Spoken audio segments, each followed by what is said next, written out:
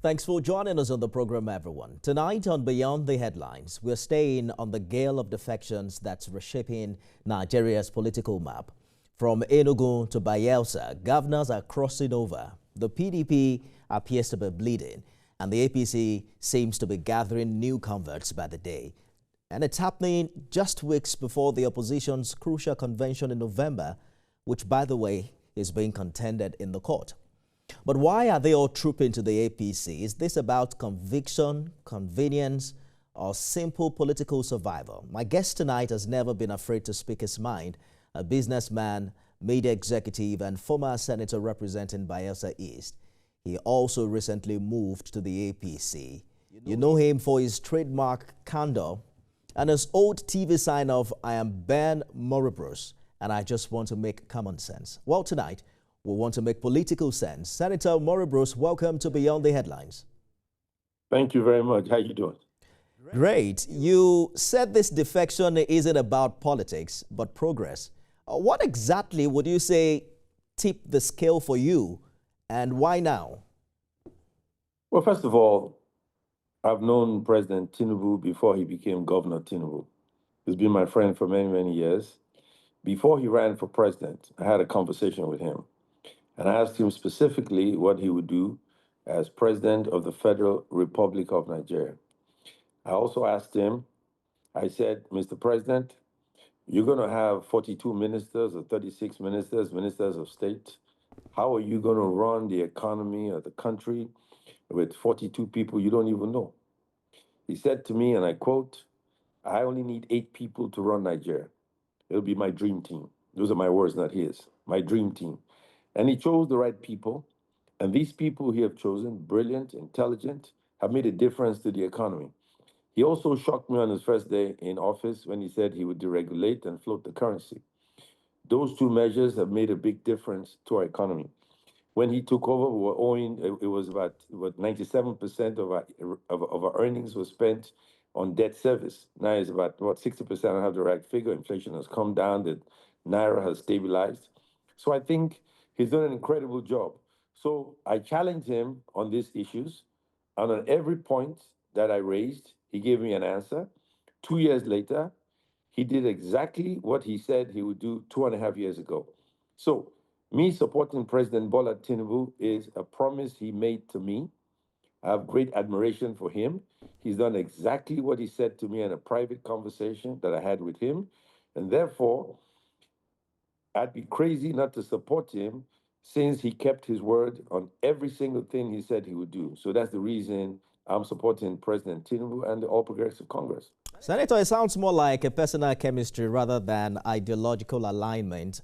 Also, you're joining a ruling party at a time of national hardship because how incredible Mr. President has been a subject of debate, especially when you ask the average Nigerian. How do you reconcile that with your message of common sense politics? Come on, if you're sick, you go to the doctor, right? You do surgery. You have to recover. Then you get better. Even if you're an athlete, you break your leg. Sometimes you don't play for a whole year. When you come back, you're a better player. Now, if you say the economy was such a horrible state and we just got through surgery and now we're waiting for recovery, it'd be ridiculous to think that after the catastrophe of the previous 8 years, anybody could fix the economy in 5 minutes. It's not going to happen. It's going to take a while. And I think the problem is we need to explain this to the Nigerian public. This has to be explained. I don't think it has been explained enough. And that is really what the folks in information ought to do, to explain that this hardship is going to come to an end. It always comes to an end.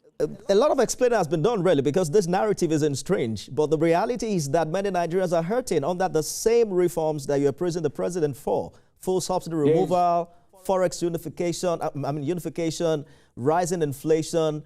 From your vantage point, I think the big question is how soon before these pains translate into real progress, and whether or not you're confident that this administration can sustain that reform and that momentum beyond politics. Because as we speak right now, it's all eyes on 2027, and they've done more than 2 years. Well, I think the policies are irreversible. I think great progress will be made in the next 2 years. And I think in 8 years, Nigeria will be fixed completely. It's just going to take time. There's no other way. It's going to take some time. The only Are thing you I would saying that add, 4 years is not enough to fix our problem, at least the no, it's not economic enough. problem, in such a way that the average Nigerian can feel it? Well, first of all, you got to get the economic indicators in the right direction.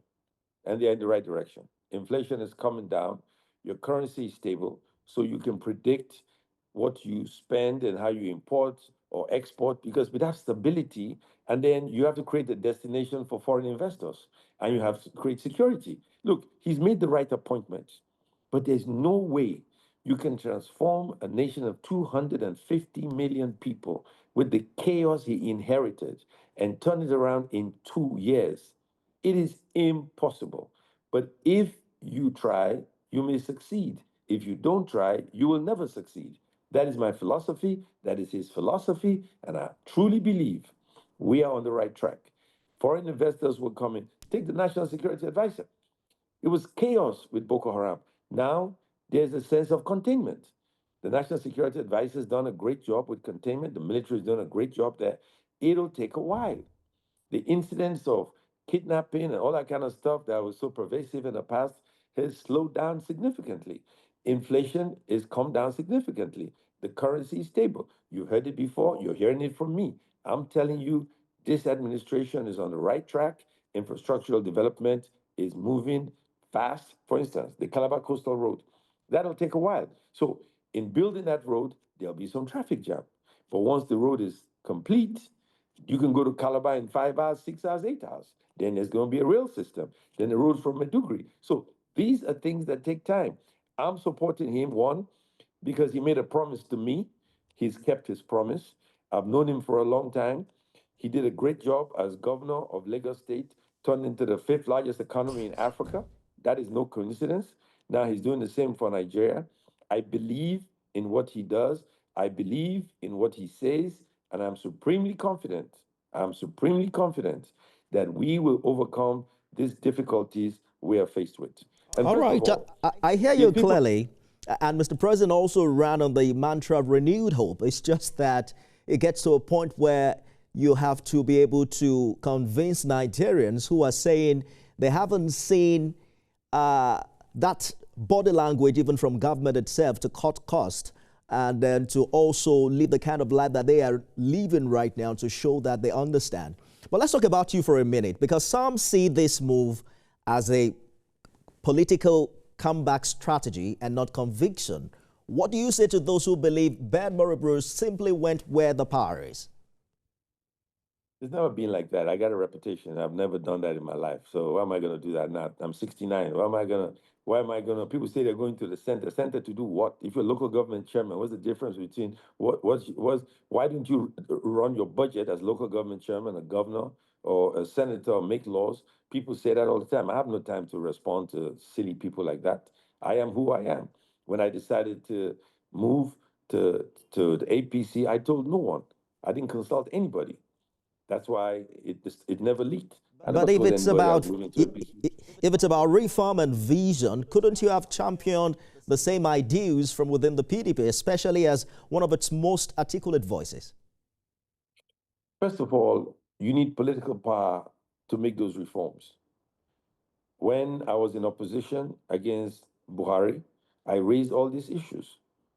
I refused to approve any loan Buhari took as president. I voted against every single time they asked us to give him money, because I knew the government at the time did not have the capacity to use the money judiciously, or do it in such a way that they could service the debt.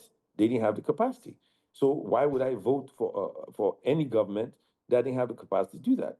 If I was a senator today and they brought a loan request from Mr. President, I would approve it. I would vote for it because he has the capacity, because he's a smart businessman. You need a businessman to run an economy. Look at Nigeria as a company. Look at Nigeria as the Fortune 500 company. The quality you need to run a country like Nigeria is the same quality you need to run Boeing or Airbus or any big, or Tesla and all these big companies.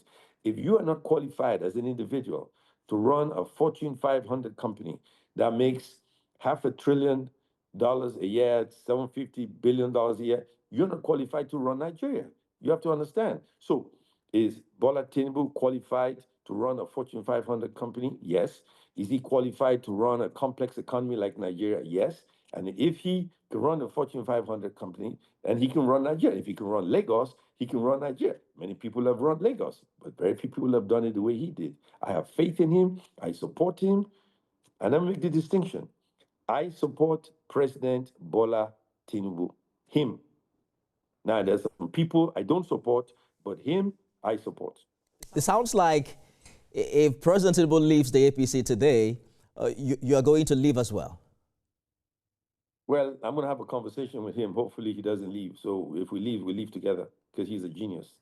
We'll come back to talk about political ideology and what this means for politicians like you. Stay with us, everyone. Don't go away. Great team, and they can fix Nigeria.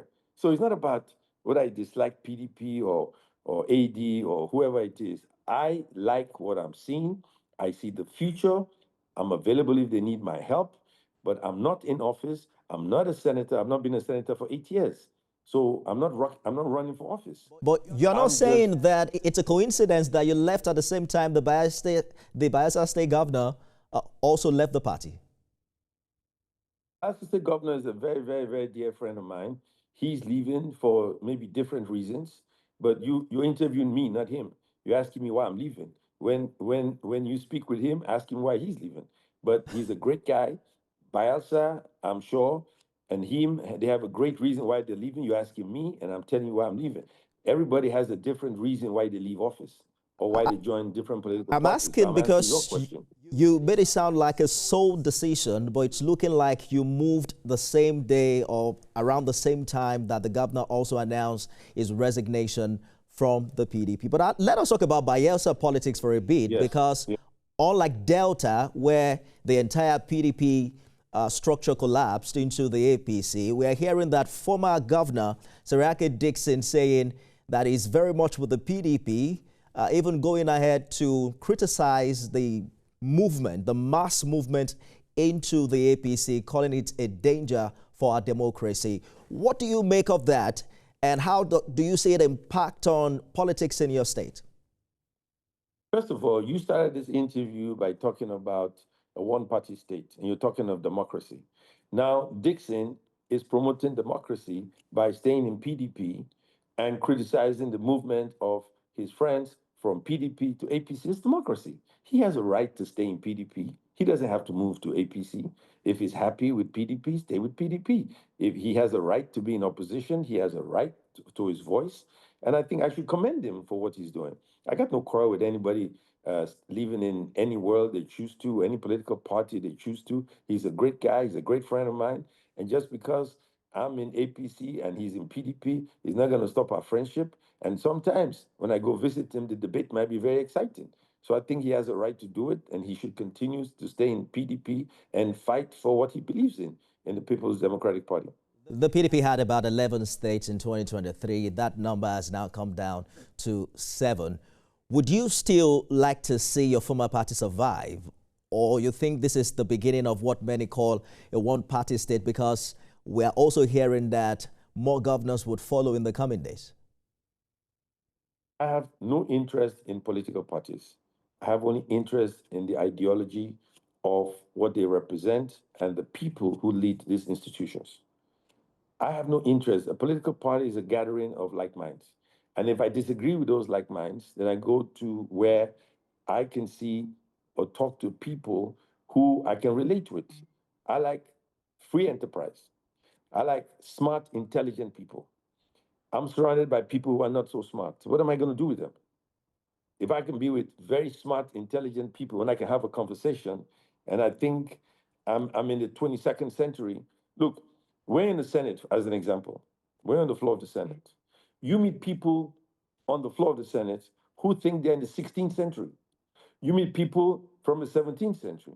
You meet people from the 21st century. You meet people from the 22nd century. You have to coexist. But sometimes I have no patience in being with people from the 14th century. They drive me crazy. I hear you clearly. If I talk about electric cars and the future, and they're talking about the past. What am I? A leader talks about the future, not the past. I'm surrounded by a lot of people who think about yesterday. What does yesterday got to do with politics? What does yesterday got to do with leadership? It drives me crazy. I go insane. You call a meeting, at 6 o'clock. The man conveying the meeting in politics shows up at 10 o'clock at night. Then he wants to have a conversation till 4 in the morning. Then he expects you to be on the floor of the Senate at 10 the next day. And I said, what is wrong with this human being? This guy should be arrested and locked up for calling the meeting at 6 and showing up at 10. I have no patience for people like that. If you call a meeting at 6, you show up at 6. If it's for 2 hours, it ends in 2 hours. Having a long meeting and drinking pepper soup, all that kind of stuff irritates me. So as long as you're smart and intelligent, you've got my vote and my support. If you're going to sit down and talk about yesterday and what happened in the Second World War, you're going to lose me unless I'm in a history class. But how do you draw the line then between the strength of this personality and the structure and systems of our parties? Because what it looks like is that our democracy seems powered more by defections than ideologies. Doesn't that lead to the political values that you once stood for? All that, look, I think everybody misses the point. You're focusing on defection. You're not focusing on where Nigeria needs to lead to. I don't care if you defect. I don't care. You can come to me, you can stay away from me. Do we share the same ideology? Do we want Nigeria to be a great nation? Do we want Nigeria to be safe? If you go and see the NSA, Nuhu Ribadu, he doesn't take nonsense from anybody. If you're talking to him, stay focused, get to the point, talk about security, and focus on securing Nigeria. If you don't, he'll probably shoot you himself. If you go to see the CBN governor, stay focused. You're not going to see a bunch of people lying around him and wasting his time. He wants a stable currency. He wants to fix the economy. I admire people like that. If you go see the president, he has a library behind him. He reads. He wants to know how he can fix Nigeria to be a 21st century economy. I gravitate towards people with supreme intelligence, people with a conscience, and people who care about their country. I have no interest in people who have meetings for the sake of meetings, politics for the sake of politics, having conversations going nowhere and wasting my time. Senator, I Look hear at you. where you are today. I understand you. You are in Eco Atlantic. You are in Eco Atlantic. That property there, the Miami of Africa, if you knew the headache Governor Tinubu went through to get that place done, you'd be amazed how difficult it was to get the federal government to cede the Atlantic Ocean to Lagos State, and I was involved in the process. And at the time, I was frustrated. I said, why would anybody see such development and say no to Lagos State because you come from two separate political parties? I don't play politics like that. Dixon, my friend, has a right to be in PDP. Governor Diri has a right to go to APC. And President Tinubu has the prerogative to decide who he likes or doesn't like and who he wants. But he has an obligation to lead us to the promised land. I hear you clearly. I understand you, and I respect your opinion. I'm just trying to say that our democracy is built on politics, right? Just a minute, Senator. And the fact that there's a big challenge with the ideology of our political parties. It's easy for politicians to move. Wake up this morning, they're with the APC. By evening, they're with the PDP. And they say it's because our political parties are not defined along ideological lines. I'll give an example, for instance. You have spoken glowingly about President Tinubu. You have a relationship with Atiku Abubakar, and I believe with former President Goodluck Jonathan. We're hearing the possibility of former President Goodluck Jonathan being on the ballot in 2027. If the three of them are there together, are you going to be deciding along the line of the individual you like most or the ideology of the party upon which they're running? Look, I've been in PDP from inception. I've moved to APC. Now, in my life and career, I'm not known as a prostitute, am I? I am here with Bola Ahmed Tinubu. He is the candidate. He's going to run. He's going to win in a landslide, and he's going to lead us to the promised land. All these other people are my personal friends, great friends of mine. But right now, I am voting and supporting President Bola Tinubu. That doesn't mean I don't like the other guys. That doesn't mean they're not my friend. That doesn't mean I'm going to have dinner with them tomorrow morning. Me and Peter Obi are going to hang out. He's my very, very dear friend. But this is who I'm voting for, and this is who I support, and I've told you exactly why I'm doing that. If you were to end this conversation like your common sense show, what would be that one common sense advice you would be given to your former party, the PDP, today? I think they need to restructure. I think they need to have the right leadership. They need to find someone really smart, private sector driven, to run the party and to seek the presidential ticket. A 21st century guy should emerge if they stand a chance to becoming the dominant party in Nigeria and if they want to run this country. If you don't have a 21st century guy on the ticket, they will not do it. Having some 18th, 17th century guys running the party is not going to work. We've gone beyond that. That is what I have to say. Senator Maribris, thank you so much for talking to us on Beyond the Headlines. We wish you all the best, and we look forward to see the impact of all of the policies you've talked about under this administration come to fruition as we count down to 2027. Thank you for talking to us on Beyond the Headlines. First of all, you've been agitating me all evening. You're just an agitator, man. You're a troublesome guy, but I like you. All right, so I like you too. Thank you so much for coming. That's our show today, everyone. Remember, you can watch it again at midnight and 6 a.m. tomorrow. I am Nifemi Oguntoye.